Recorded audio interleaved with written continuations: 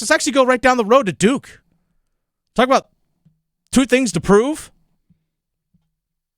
Malik Murphy. Let's see if you're the passer that we saw early on in the season. Now, early on in the season, they did not have much of a running game at all. It was basically Malik Murphy, deep shot to Jordan Moore, and that's how we're picking up chunk yards on offense, and that was really about it. That's it. That's all it was. They really had no running game. They had no running game against Elon. Now, then Star Thomas has come in. The running game has gotten going, which I think has alleviated some of the pressure on Malik Murphy, but we've seen his numbers passing decline as the season has gone on. Now, he's still thrown for quite a few touchdowns and such, but last week against Florida State, 70 passing yards, 14 to 21, 70 passing yards. Now, I know his top receiver, Moore, got hurt during the game. I understand that. But you have to try and develop some chemistry with some other guys real quick and be accurate and willing to take some chances with some of these other guys. So the passing game, Malik Murphy, former 4-star quarterback, if I remember correctly, Graham, transferred up from Texas. He's either a 4 or 5-star recruit, one of the two. I mean, he came from the SEC, so that gives him as much notoriety as you need right there. Well, he was Big 10 Big 12 last year, but I get what you're saying. Yeah, Big 12 last year. But last year for Texas, a Texas team that went to the college football playoff, he actually started a couple games because Quinn Ewers got hurt, kept the machine rolling. Now, a couple weeks ago against Georgia Tech, that's the only time that he started a game where his team lost. He bounced back. You got the win coming off of your bye week, but you want to see the offense get better than what it was. The offense against Florida State wasn't very good for Duke. It wasn't. Hey, you got the win. First time you beat Duke in your program's history, you ain't giving the wins back.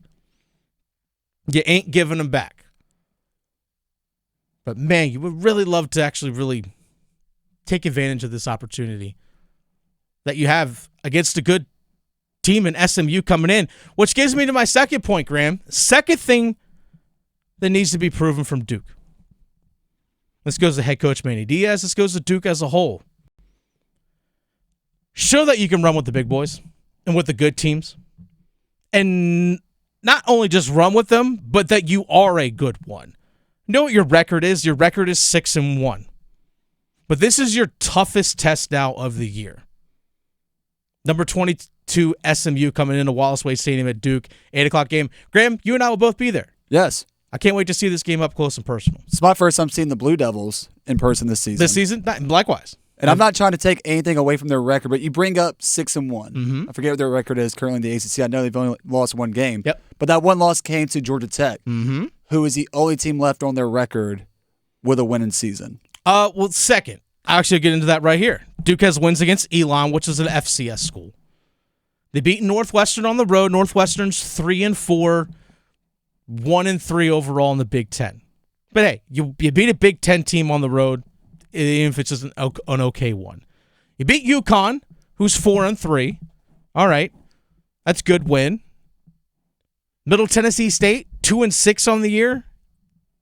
They're a 2-6 Group of 5 school. You beat North Carolina, who we just talked about a little bit ago, who was on a 4-game slide. You beat them by 1 point at home. I know it's a rivalry game, but you're still 3-4 team. And then you beat Florida State, who's 1-6, and is having a complete disaster of a season. Your loss is to Georgia Tech, who's 5-3 on the year. Now, Georgia Tech's a tough out. They really are. They're not an easy team to beat. But again, your only loss this year is to Georgia Tech, who's 5-3, in which you actually had a 14-10 lead going into the fourth quarter. They had a 14-10 lead going into the fourth quarter against Georgia Tech, and Georgia Tech scored 14 unanswered in the fourth to win that game. And here's the thing as well, when we talk about proving you can win these games and beat these good teams, you have to finish when the opportunities present themselves. For example, in that Georgia Tech game, twice in the fourth quarter, Duke got inside the red zone or near the red zone and came away with 0 points. They got a long kick return to start the second half. They went forward on fourth down. They got a long completion, but it was offensive pass interference, and it pushed them back, and they had a punt. After starting on Georgia Tech's 32-yard line, you're already knocking on the door field goal range already. And you got 0 points out of that. Another time they got down inside the 10-yard line. 4th and 1, they wanted to punch in to try and get a touchdown. They wanted to extend the drive. They're a 4th and 1 inside the 10-yard line. Didn't pick up the yard when they needed it. And sure enough, Georgia Tech comes back and wins. Good teams get points on those two drives. At least touchdowns on one of the two. They got 0 points on those two drives. Open the door for Georgia Tech to make their comeback. Doing Georgia Tech things. So Duke, head coach Manny Diaz, who joined us here on the show yesterday. Time for you to prove that you belong with the big boys of the ACC this season. Show that you really are that good. Show to everyone that votes that you deserve to have a number next to your name. Like when you say number 22 SMU, prove that after this week, you deserve to have a number next to your name. Because, hey, we're 7-1. We just knocked off a top 25 team in SMU. Put a number next to our name. Which, by the way, get a win. You're right there in the thick of it in the ACC. You're right there in the thick of it in the ACC.